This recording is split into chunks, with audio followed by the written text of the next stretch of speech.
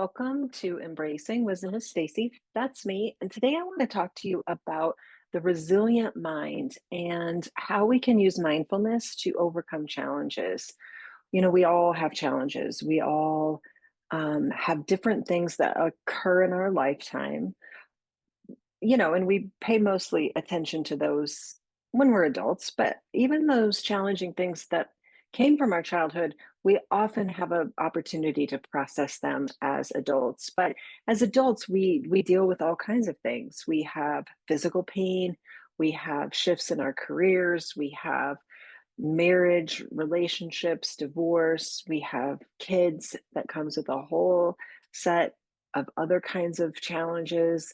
We might have a kid born with a disability. We might have just challenges that arise from being a parent. Maybe, your partner don't align with how to parent, and that's not evident until you actually have a kid. And then we have just our own personal struggles, whatever that looks like. For a lot of people, it's, am I living a purposeful life? Like, I hear that all the time. People have jobs, jobs, but are they really living a life that is based on purpose? And that can become a big challenge for a lot of people. So, in today's episode, I want to talk through some of the challenges that we have and how to have a mindset shift around those challenges. And then using our body to support the mind, because the mind is where create all kinds of scenarios based on our challenges. And then a gentle way to rewrite that inner dialogue. I think that's really important. And that dovetails onto mindset, but this is a practical tool that you can use on a daily basis. It's one I've used for decades, um, and I use it still to this day. So it's really been helpful. So let's dive in. Let's think about mindfulness, self compassion, reframing some of our challenges, easing some of our frustration, and then how we can start to develop and grow some inner strength. So let's think first about the mindset shift from resistance to acceptance.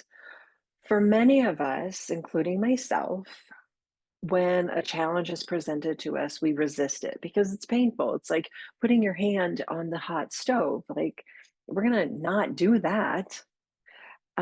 It's not that we need to accept our hands going onto a hot stove, but we have a tendency, if something is painful, we stay away from it. And I think as we grow and mature, when we can look at our challenges through the lens of acceptance, we can actually go around that resistance in a really healthy way. So we've heard before, and I've talked about this before, and many people have talked about this before, that when we push against something, we create that resistance. We push back and we're saying, I'm not gonna think about my weight, I'm not gonna deal with my job, I'm not gonna look at my unhappy relationships. I'm gonna push and resist. Well, we know that in anything that you resist, it pushes back even harder. Think about being in water, for example, the resistance of the water, and it's challenging to move through it. But if you relax in the water and you allow yourself to float through the water without having to push so hard, it becomes actually easier.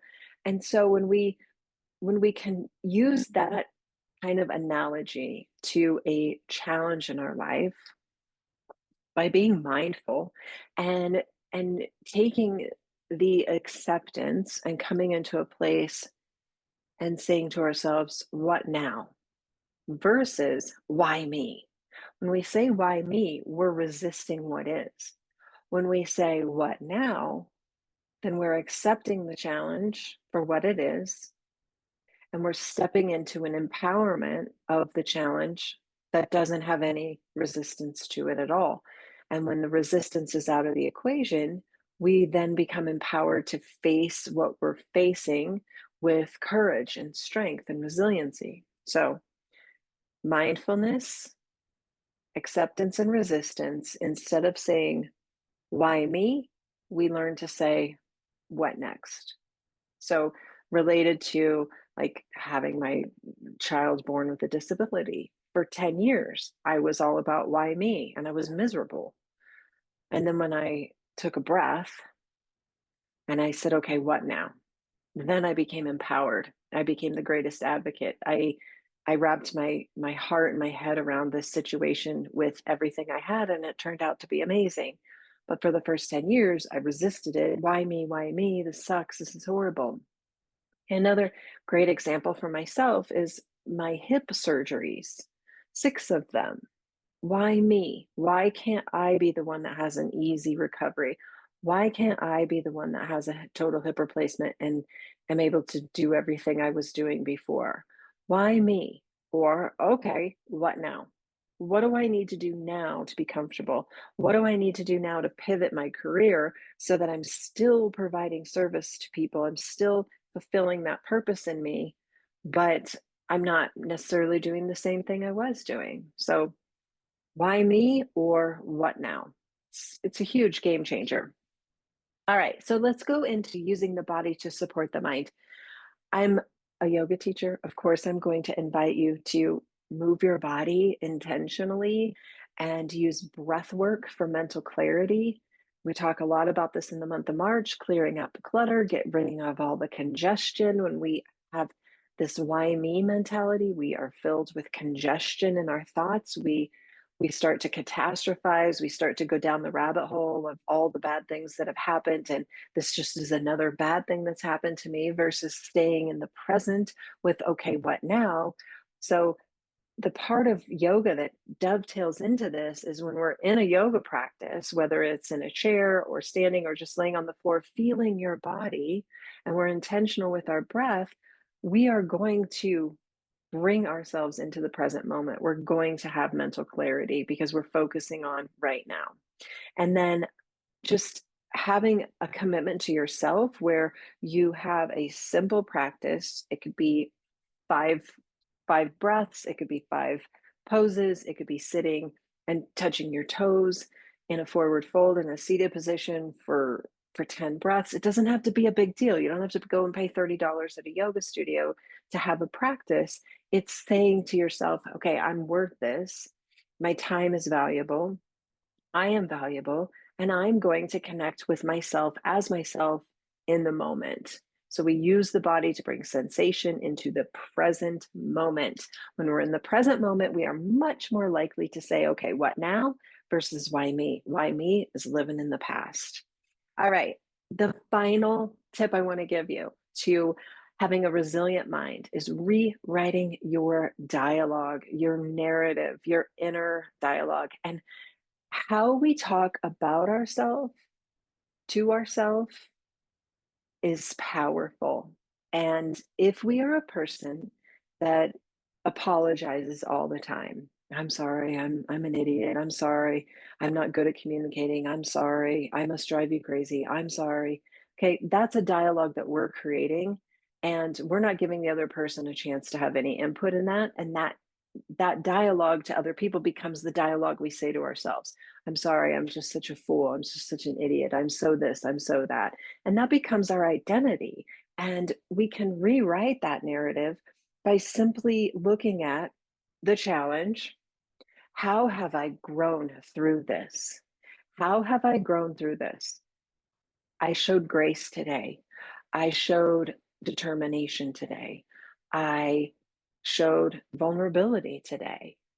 That's rewriting the inner narrative.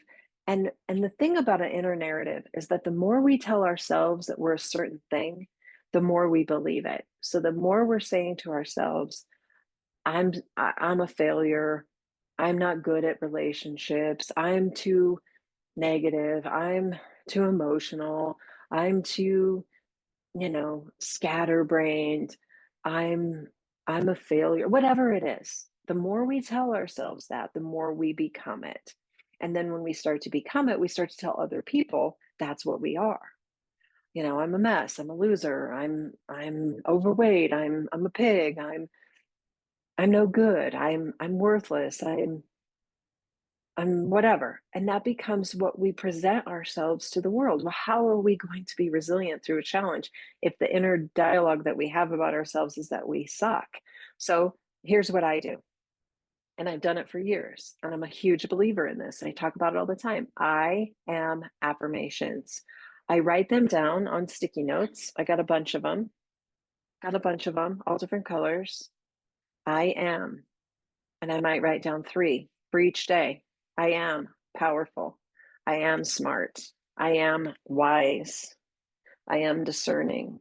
I am kind. I am living my best life. And I repeat those statements over and over throughout the day. And when I catch myself having a negative thought, or I catch myself saying something that's not kind to myself, I make myself stop right there and write down an affirmation that's positive. I have sticky notes all over my wall, all over just little things. I have affirmations on my phone. Every time I open up my phone, I see an affirmation that I've created. I have an app on my phone that is my voice speaking affirmations. I teach guided meditations on affirmations. So I'm just constantly fueling my language with positive statements. I listen to affirmations. The first thing I do in the morning after I brew my coffee is I put my headphones on. I'm inundating my brain with a different dialogue, and that helps me face the uncertainty of the challenges that I'm facing in my personal life because I am rewriting the inner dialogue. I am not going to stand for anybody else saying that I'm certain things that I'm not. And I definitely won't allow myself to affirm that. I am going to speak kindly about myself to myself, and I expect that from other people. So, those are my three tips. Okay. The mindset shift from resistance to acceptance, not why me, but recycle that into what now, using our body to get still, to find some stretching, to take some breaths, to touch your toes, to feel your body in the present moment.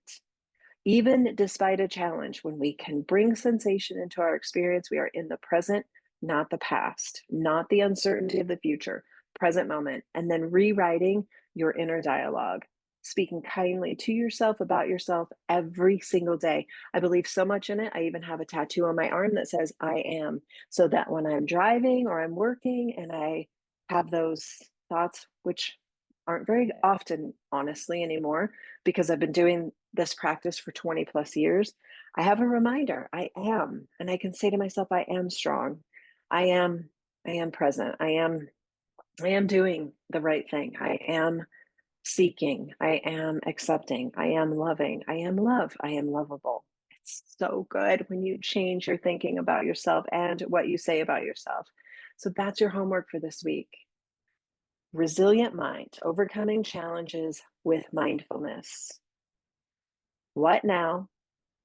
Feel the sensation in your body in the present moment and change your narrative. All right. Have a beautiful day, and I'll see you soon. Bye.